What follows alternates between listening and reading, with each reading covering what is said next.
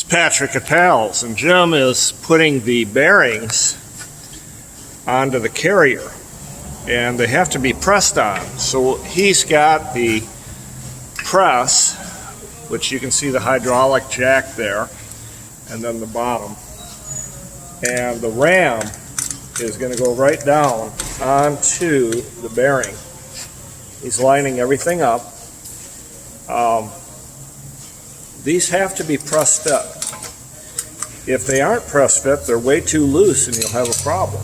So now, got everything lined up. The jack brings the ram down. So usually a jack goes up, this jack is forcing it down. That's how a press works. And he'll get it to seat, which he's there, and he takes the pressure off. Voila! You got a bearing that's set in the carrier.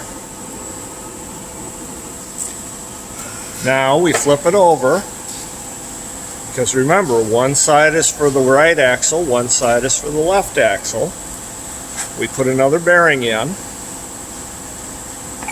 centering everything up, and he's got his spacers for the ram, because you don't want to, the ram, the closer the ram is to the bottom of the jack, the more substantial force you have.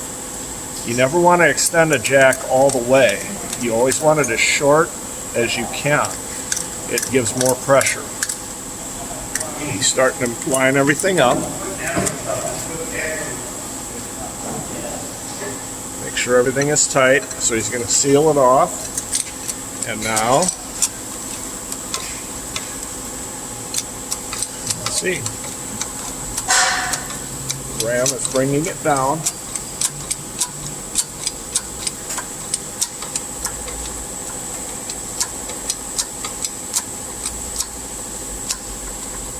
Yep, there it is. It's ready to go. If you've got a carrier, a differential carrier, and need it rebuilt, bring it to Pals. See you soon.